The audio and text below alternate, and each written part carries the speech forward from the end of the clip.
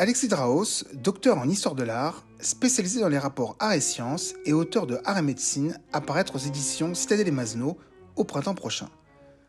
Pourquoi ce livre ? L'origine de ce nouvel opus Art et sciences tient à un seul constat, le manque de visibilité de la thématique médicale dans l'histoire de l'art.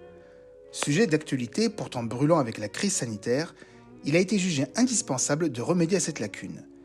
Et qui plus est sous un angle historique, brassant toutes les grandes périodes de l'Antiquité à nos jours. Jusqu'à présent, l'approche thématique tendait en effet à être privilégiée. À rebours de cette démarche, l'ouvrage suit un fil chronologique, permettant ainsi d'avoir une vision globale de l'évolution des connaissances médicales par le biais des arts visuels. Toutes les grandes civilisations de l'humanité sont abordées. L'âge d'or de la médecine arabe recueille particulièrement une certaine attention, tout comme celle de l'Égypte pharaonique, dont les papyrus nous ont légué de précieuses informations, notamment en matière chirurgicale. Accessible à tous, cet ouvrage richement illustré et faisant la part belle à la peinture ne néglige pas pour autant les autres médiums que sont la sculpture ou encore la céroplastie. La troublante et érotique Vénérina de Clemente Sozzini, inspirée des belles Vénus du Titien, met en exergue une frontière poreuse entre l'art et la science. Une œuvre en cire qui incite au malaise autant qu'à l'admiration. Sur un autre mode, une place toute particulière est accordée au dessin anatomique de Léonard de Vinci, dont l'étude offre une fascinante plongée dans l'univers du corps humain. Tout au long de sa carrière, l'auteur emblématique de la Joconde s'est efforcé de comprendre les mécanismes présidant à la vie et à la mort. Explorant sous le scalpel les organes profonds de notre corps, comme le cœur, le cerveau ou même l'utérus, et ce à la lumière des bougies de son atelier, Léonard a profondément bouleversé nos connaissances sur l'homme. Hélas, il ne parviendra jamais de son vivant à publier ses travaux.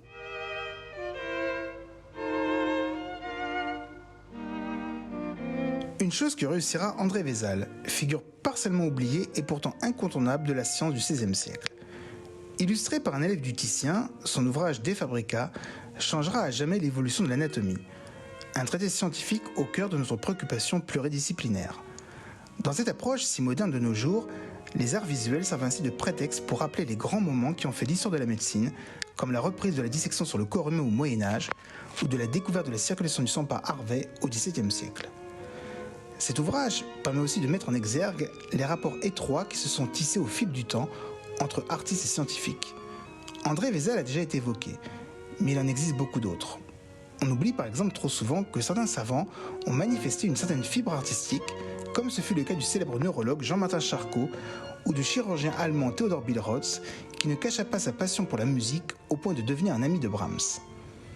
Un des temps forts de cet ouvrage concerne ce qu'on appelait au XIXe siècle la chirurgie spectacle, celle qui a inspiré nombre de peintres.